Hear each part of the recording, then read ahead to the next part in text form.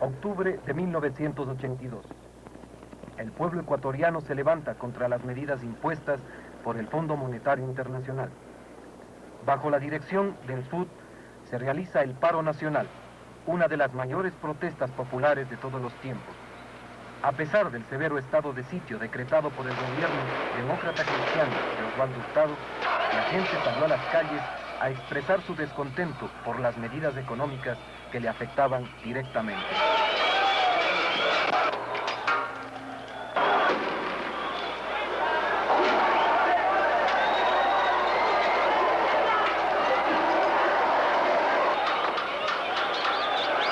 El enfrentamiento con las fuerzas conjuntas del ejército y la policía dejó un reguero de sangre a lo largo y ancho del país. Al menos 5 muertos y varios heridos.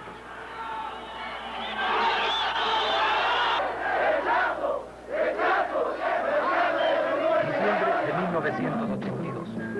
El conjunto de medidas económicas tomadas por el gobierno del presidente Hurtado entre octubre y noviembre de ese año había empobrecido a la población. Los servidores públicos se declaraban en huelga y exigían mejoramiento de salarios. El IES, Ministerio de Finanzas, Contraloría y ETEL, entre otros, plegaron a la huelga. Diciembre de 1982. Nuevamente, el Fondo Monetario Internacional llega al país. Las medidas económicas no satisfacían al sector comercial importador altamente endeudado. Enero de 1983. Se empieza a hablar insistentemente de una nueva devaluación impuesta por el Fondo Monetario Internacional. La palabra sucretización aparece en boca de los empresarios con muchas deudas.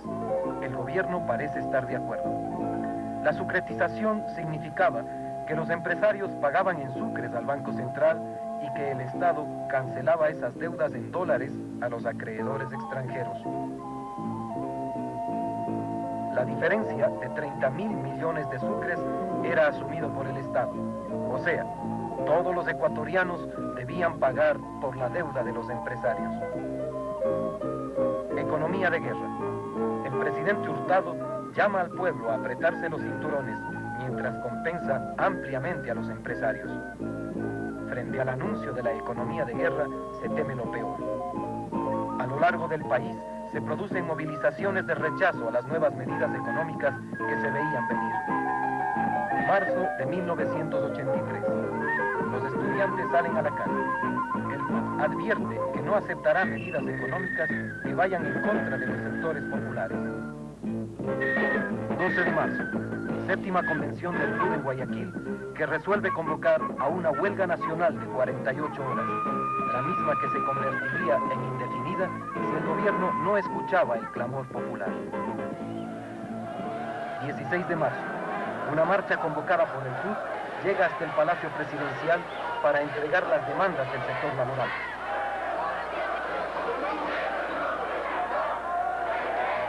A pesar del pedido popular, el presidente Hurtado se niega a salir a los balcones y a encarar el clamor popular.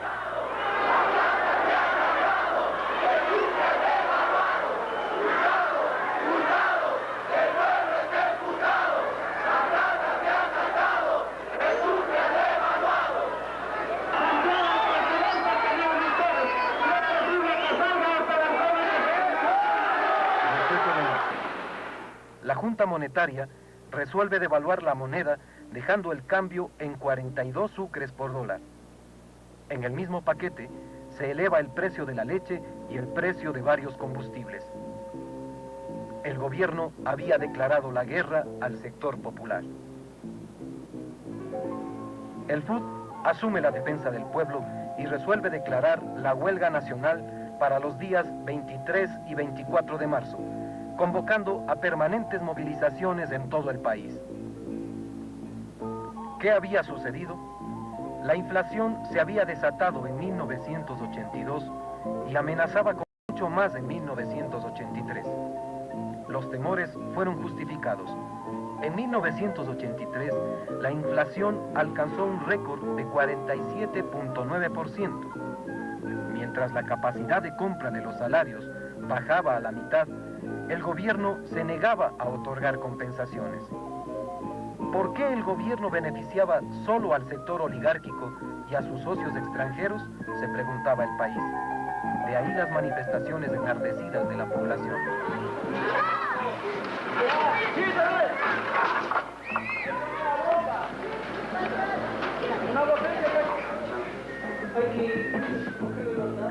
El enfrentamiento alcanzó ribetes dramáticos, como el caso de este estudiante atendido en el hospital Eugenio Espejo, herido por el impacto de una bomba lacrimógena mientras protestaba por el alto costo de la vida. ¿Se golpeó en otro lado también? ¿Se golpeó en algún otro lado? Ah, yo creo que fue lo que se cayó de...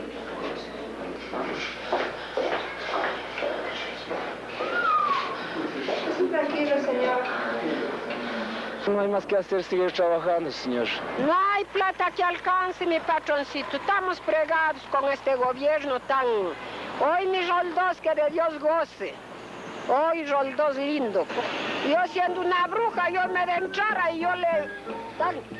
El gobierno intentaba defender su nefasta política que provocaba mayor desigualdad en la distribución de los ingresos, diciendo que las medidas eran inevitables y anunciando que utilizaría todo el poder entregado por la Constitución para enfrentar las protestas, vinieran de donde vinieran. Así, el ministro de Agricultura del régimen defendía la devaluación, mostrando al país cómo la medida beneficiaba al sector exportador de productos agrícolas. Sostenía que los exportadores de banano recibirían 20 sucres más por caja, mientras los exportadores de café recibían 880 sucres más por quintal. Y finalmente, los exportadores de cacao recibían 659 sucres más por quintal. En cambio, el consumidor recibía el alza del precio de la leche. Gracias, señor ministro, gritaban los ganaderos. De esta forma, el gobierno hacía más ricos a los ricos y más pobres a los pobres. Para que esté incluido el impacto en los costos de producción, en los insumos, y que se fije así el nuevo precio. El sector financiero crecía por efecto de la devaluación y también los sectores oligárquicos detrás de él. El gobierno no dejaba otra salida a los sectores empobrecidos que la protesta. A pesar del uso de la fuerza pública, la protesta fue incontenible. Cuidado. ¡Corrida, hijo de puta! ¡Eso!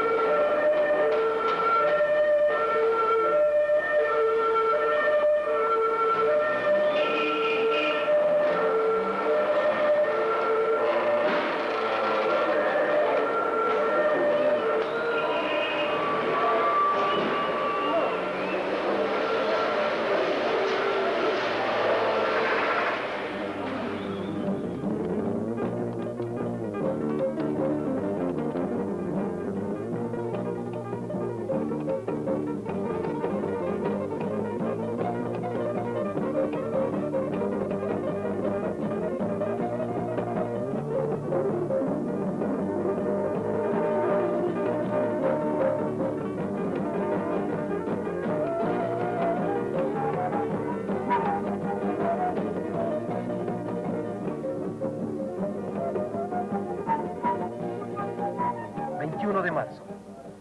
Las bases del FUT se movilizan en todo el país para preparar la huelga nacional.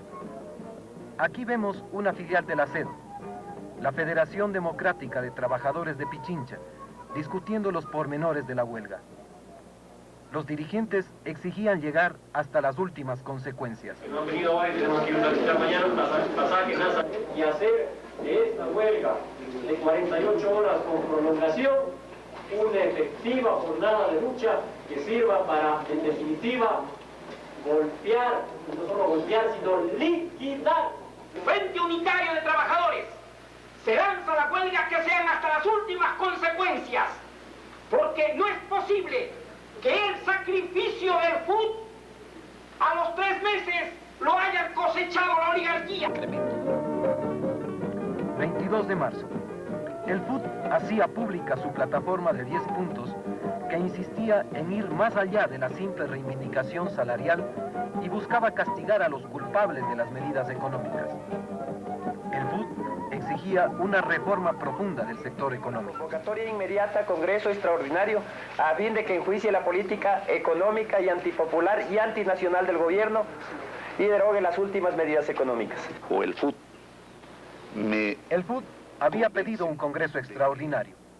El presidente de la Cámara Nacional se oponía a convocar a los parlamentarios. El problema nacional o aliviar la crisis, yo estoy dispuesto a hacerlo. Las cámaras de Guayaquil, expresión de la oligarquía del país, pretendían pescar a río revuelto y anunciaban que plegaban a la huelga del FUT. La CONACEP, que reúne a los servidores públicos, declaraba su incondicional apoyo a la huelga nacional. Los servidores públicos continuaban así una lucha emprendida en diciembre anterior.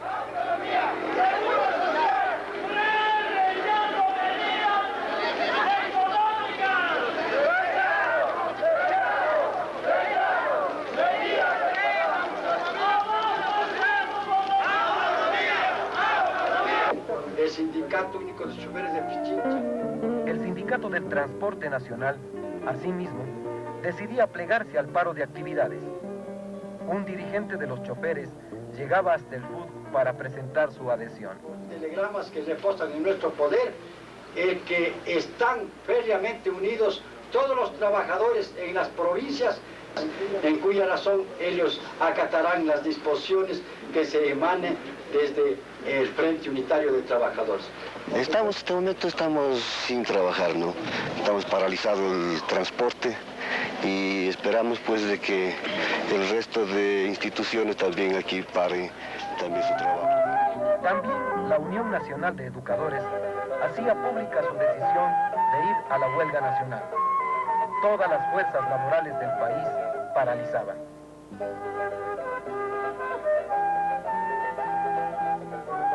...23 de marzo, primer día de la huelga. Un dirigente de la Internacional en la Panamericana Sur en Quito hace un balance de la huelga en su sector. Nosotros hemos coordinado aquí en el sector sur los trabajadores de la Internacional para llevar a cabo esta huelga que nosotros ya lo estamos viendo que es un éxito porque tenemos ya conocimiento que está paralizado la provincia y a nivel nacional también esta paralización. Es un éxito esta huelga que estamos realizando los trabajadores. Y siempre nosotros diremos que viva la huelga nacional, compañeros. ¡Viva! ¡Frente Unitario de los Trabajadores! ¡Presente! ¿Hasta cuándo? ¡Hasta la victoria siempre! ¿Y cómo? Luchando, creando, poder popular. Luchando, creando, poder popular. Para lamer las gotas, morirse a gotas mejor.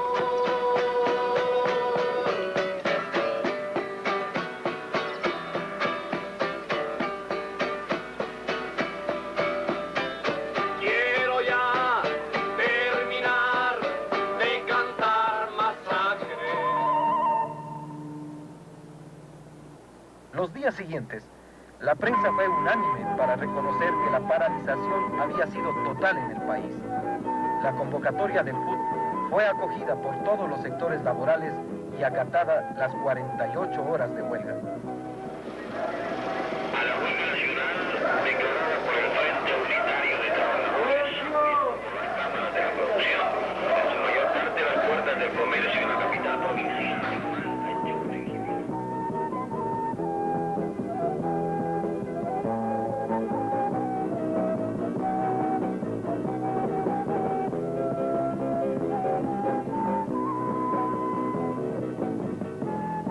Centro de Quito.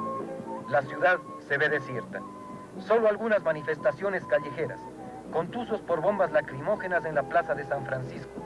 Efectivos de la Cruz Roja atendían los heridos. Los manifestantes lanzaban consignas en contra del gobierno.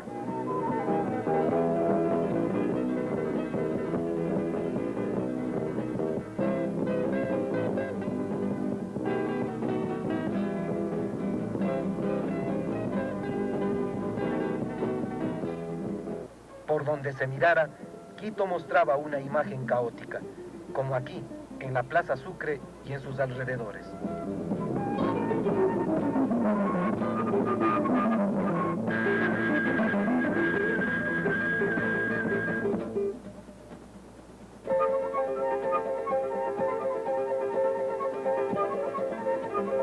Las calles, normalmente de gran circulación de vehículos, no daban muestras de tráfico. La circulación era nula.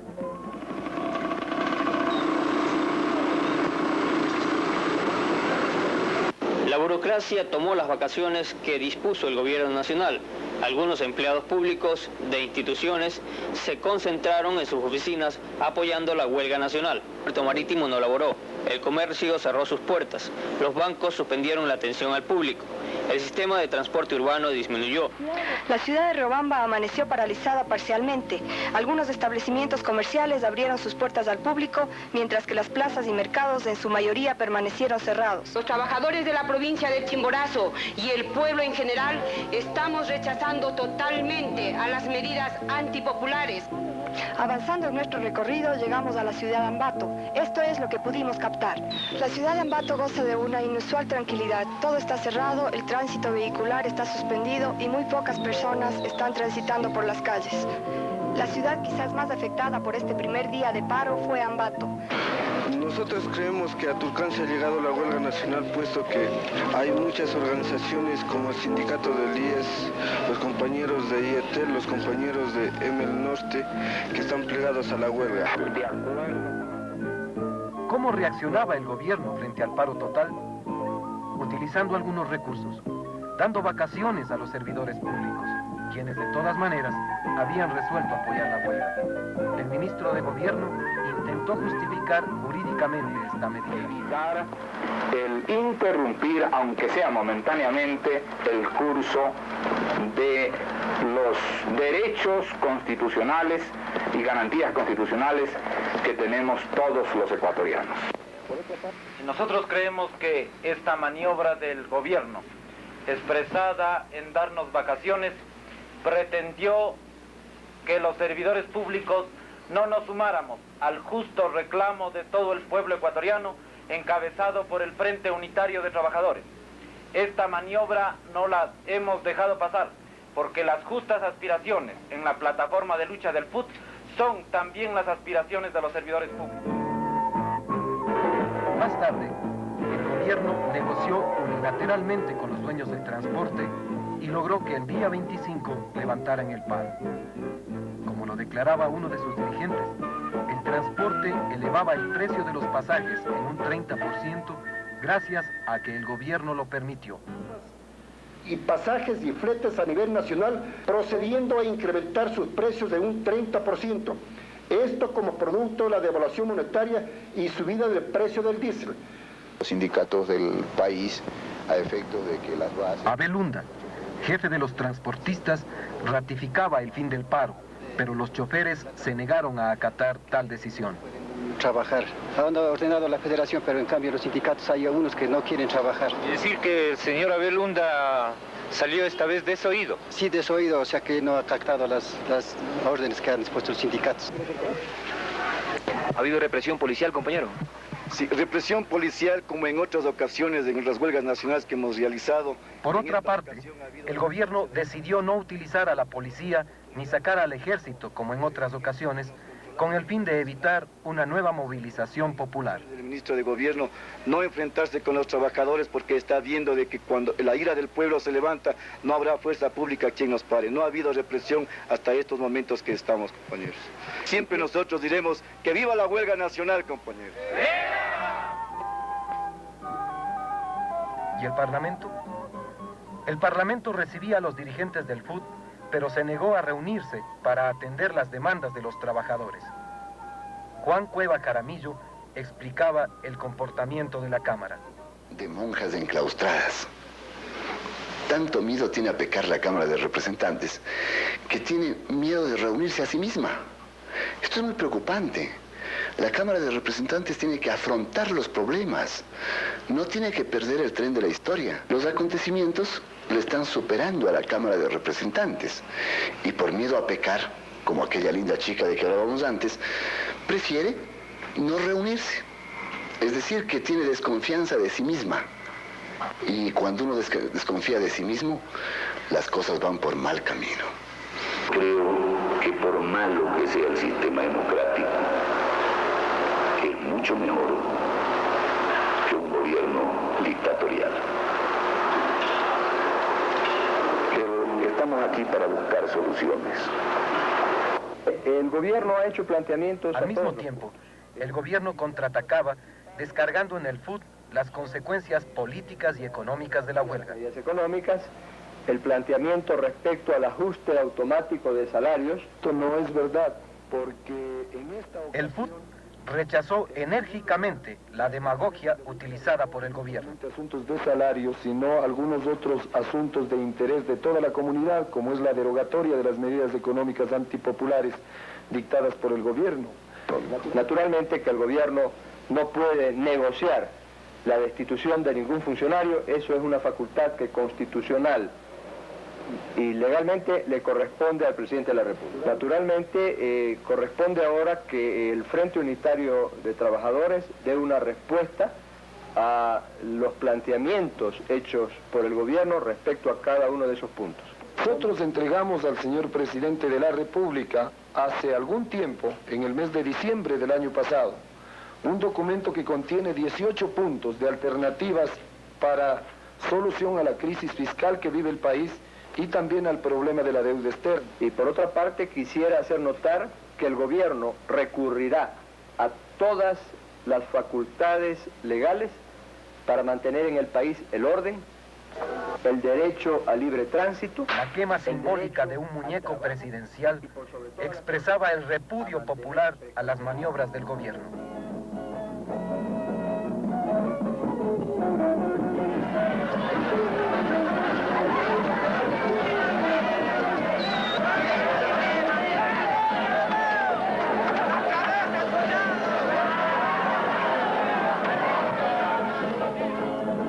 El 4 de marzo, en la tarde, el pueblo de Quito festejaba el éxito alcanzado por la huelga nacional, luego de 48 horas de paralización absoluta en todo el país.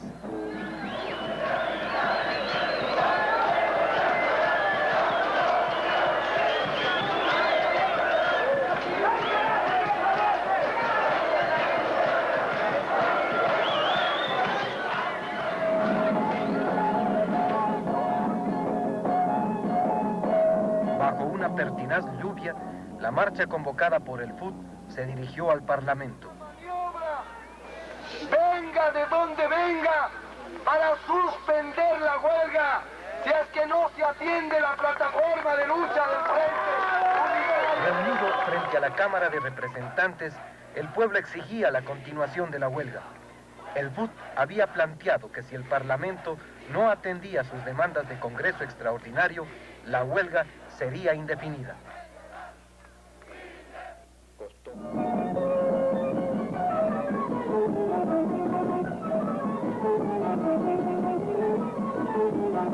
Señor Ponce, ¿en qué términos se vienen dando o se han dado los diálogos del Frente Unitario con el Ministro de Trabajo? En los términos que ha caracterizado a este gobierno, es decir, un monólogo. Exclusivamente el gobierno expresa sus opiniones y en cuanto a las opiniones que expresa la clase trabajadora, realmente no hay ninguna respuesta que atienda a las ingentes necesidades que ha planteado el Frente Unitario de los Trabajadores. Frente al gobierno, el FUT suspendía un diálogo estéril por considerar que con ello el gobierno pretendía solo ganar tiempo y dividir la clase obrera. Ha resuelto continuar con la medida de hecho y responsabilizar al gobierno nacional y a la Cámara Nacional de Representantes hasta cuando responda favorablemente a la plataforma de lucha del Frente Unitario. El gobierno acusó al FUT de contribuir a amenazar la estabilidad del sistema democrático. El FUT colocó las cosas en su lugar y denunció la demagogia del gobierno. De las personas, instituciones y gremios ecuatorianos, no tenemos también una cuota de responsabilidad en el mantenimiento del orden social y del orden constitucional. El Frente Unitario de los Trabajadores ha dado muestras de una plena identificación con el régimen constitucional. Creo que nosotros durante la época dictatorial luchamos duramente contra la dictadura para dar por finalizada la misma. Pero lo que sí queremos dejar bien claro es que el hecho de defender el proceso democrático no significa que tengamos que someterlo al pueblo a un régimen de hambre, miseria, desesperación e injusticia. El Frente Unitario no va a permitir que eso ocurra. La crisis económica que vive el país no la van a descargar sobre las espaldas de los sectores populares y eso nosotros no vamos a admitir. Nosotros sabemos que no le conviene al país un régimen dictatorial de ninguna naturaleza. Finalmente, el FUT llamó a una huelga indefinida. Sábado 26 de marzo. El FUT decidió suspender la huelga indefinida. ¿Qué había pasado?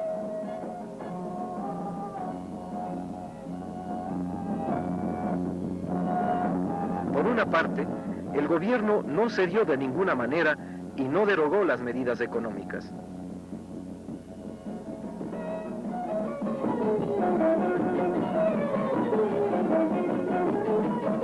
Por otra parte, sectores del FUT buscaron una salida que permitiera rescatar únicamente las reivindicaciones salariales de entre los 10 puntos que formaban la plataforma de lucha.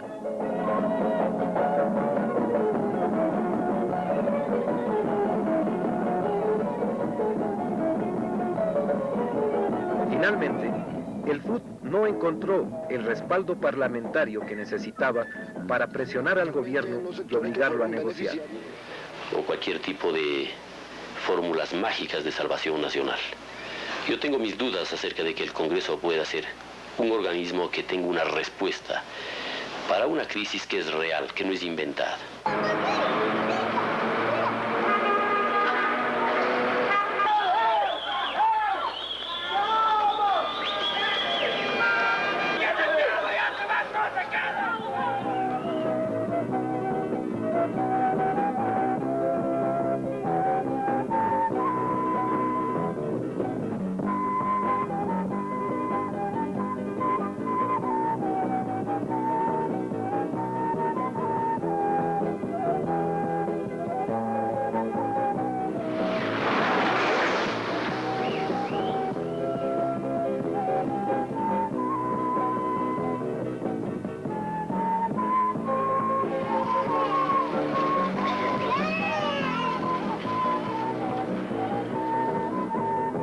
Ha terminado la huelga. Como lecciones, queda la gran capacidad de movilización del pueblo y la gran fuerza demostrada al ser convocado por la dirección unitaria entregada por el FUT. Es necesario reconocer que no se crearon mecanismos adecuados para la participación activa de todos los sectores populares. Así, por ejemplo, el campesinado casi no actuó en esta ocasión. Pero también queda la lección de que en el Ecuador hay una estructura política tan autoritaria que puede escapar a la presión de la clase trabajadora. El FUT se vio carente de una política adecuada, falto de una coordinación efectiva y permanente con las representaciones políticas que le permitiera superar el impasse en que le colocó la prepotencia del gobierno. Debemos tener presente en una próxima huelga que son necesarios claros objetivos políticos para que sea un real desafío al poder del Estado cuando éste pretende imponer medidas que atentan a la economía del pueblo. Solo así la protesta popular tendrá resultados efectivos y el Estado tomará en cuenta sus demandas.